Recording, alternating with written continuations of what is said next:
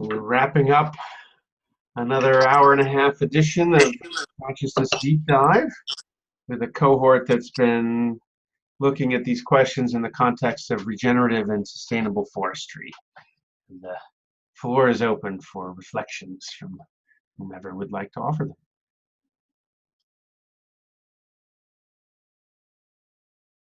Yes, I can go first. For me, it was really interesting to see where the whole conversation drifted.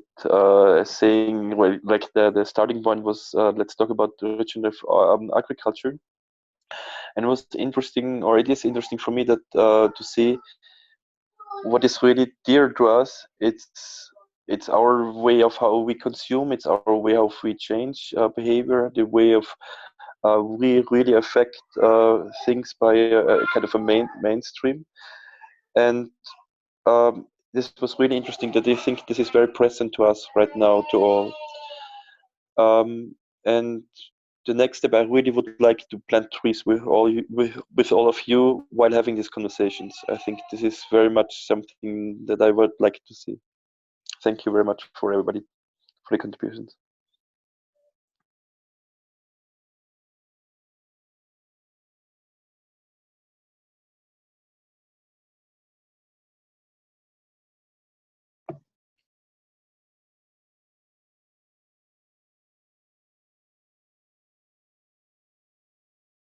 Heather, you got to unmute. Yeah.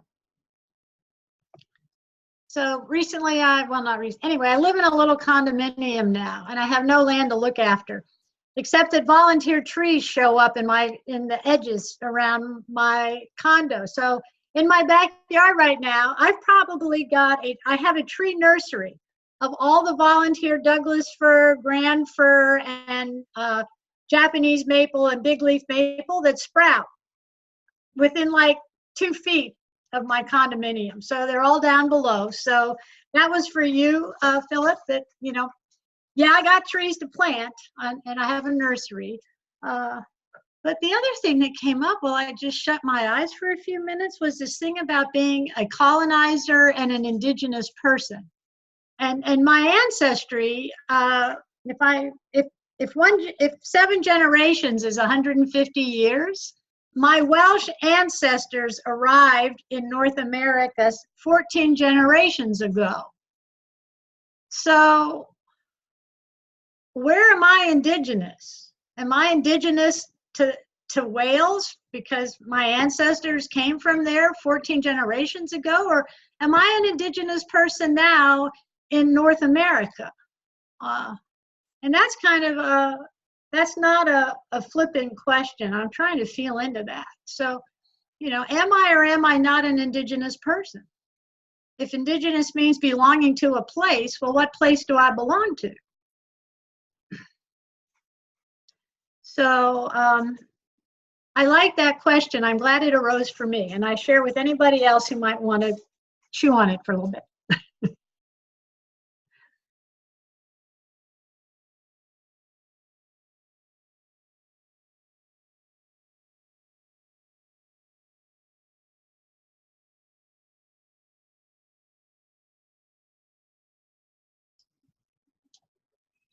Mark, did you want to go next? Yeah.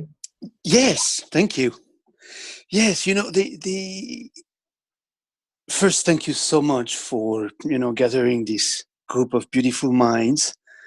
One of the things that I have personally been struggling with is how do we change our mindset to be seeing the world not as us being, world as being like different parts, but us being nested in the world, in a giant ecosystem. And that reflection is really like, oh, we have issues, or we have challenges, we have problems, we have this, we have that. Let's look at the world as an ecosystem and how it functions as an ecosystem. I love insects and microbes, and they look like very simple ecosystems, but they're not. And that switch of mindset of this is not just me but us, is necessary if we want to build, regenerative mindset, for instance.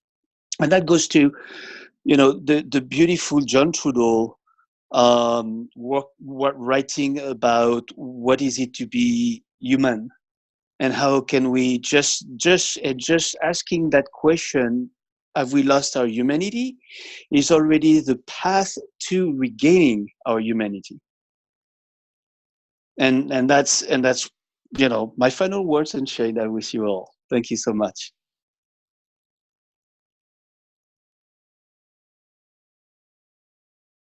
Thank you, Mark. Max, I could go next, or if you would like to, either way.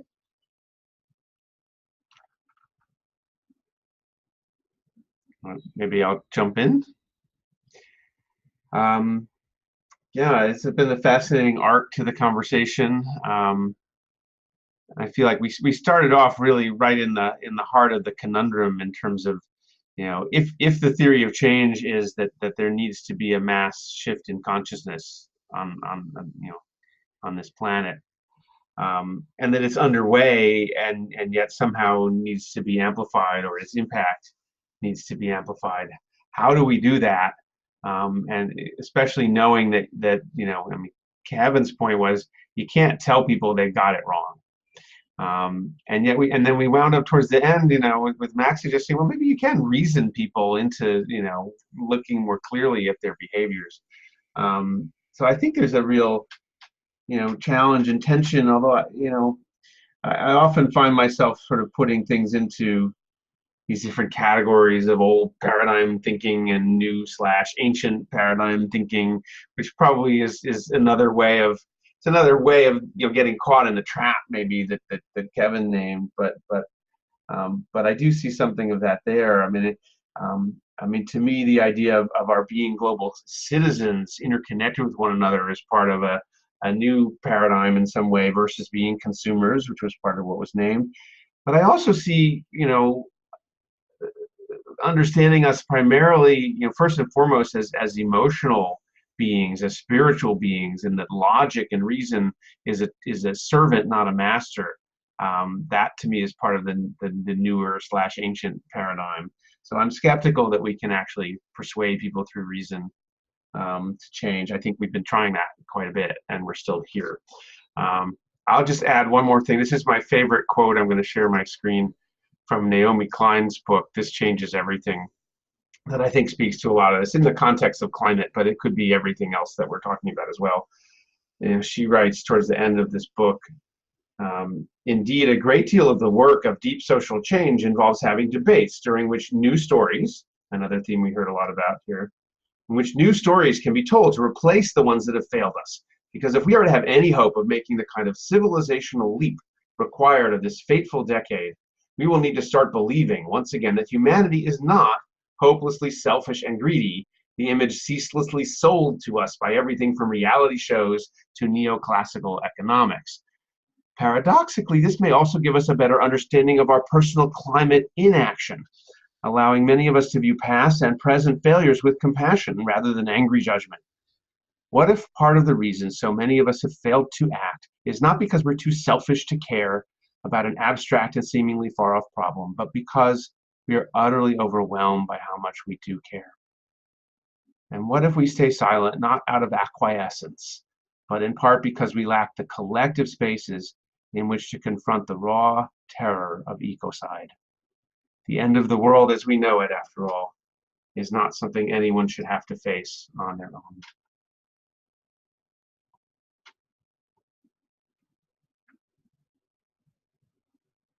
Over to you, Max.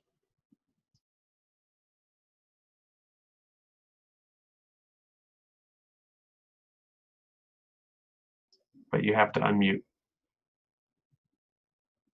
Or maybe we're complete.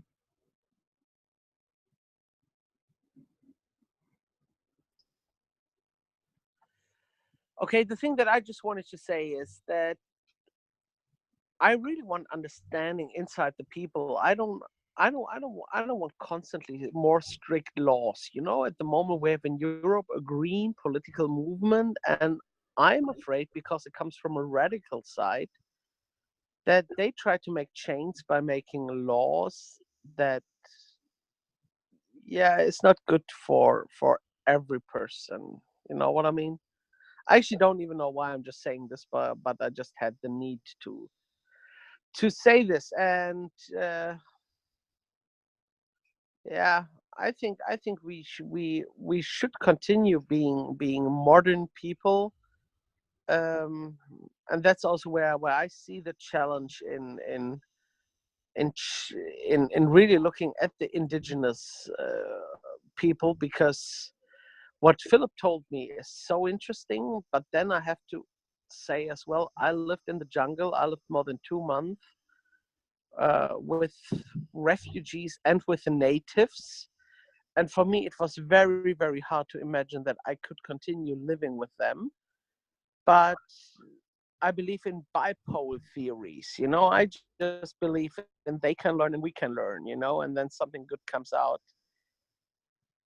I don't want a world where someone is telling me in a radical way, everything has to get changed. We had those people that told us that everything has to be changed. This history books are full of these people. In most cases, they turned out being dictators.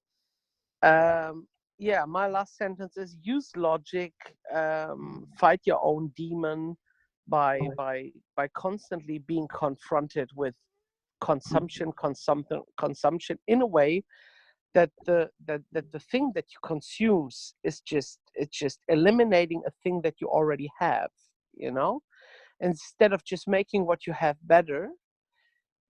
Yeah, I repeat myself, you just throw away the stuff that you have, and you just don't ask anymore where this actually goes to.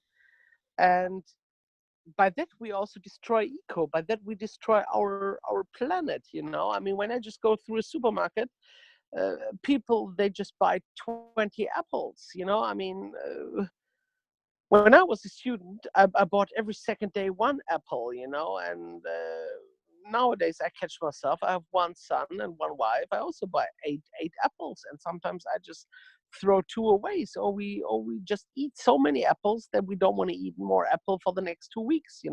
So just be conscious about what you're doing. And by that, I think automatically you give um, dangerous markets, dangerous products, no chance. You know what I mean? It's hard for me to explain, but I'm very sensitive and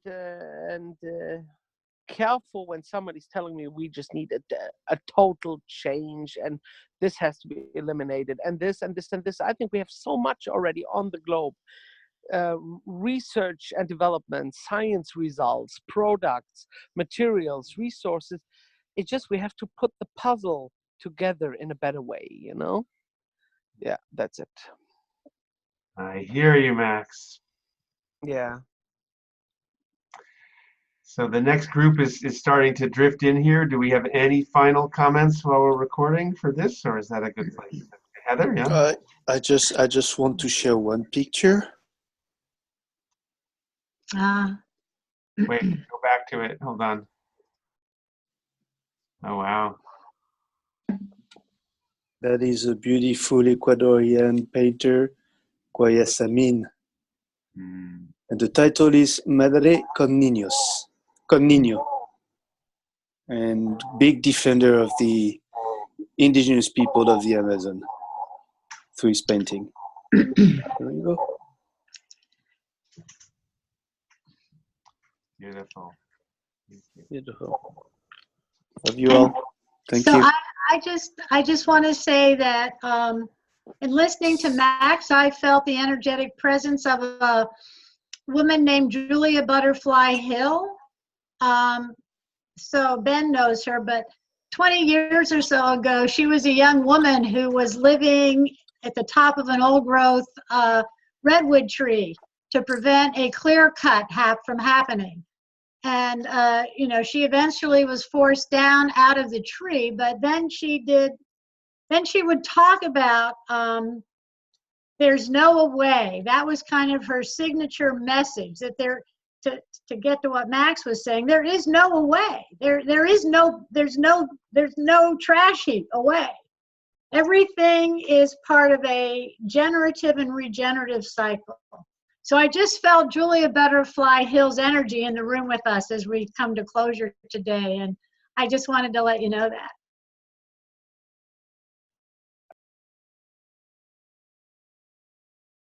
Ben, you're muted.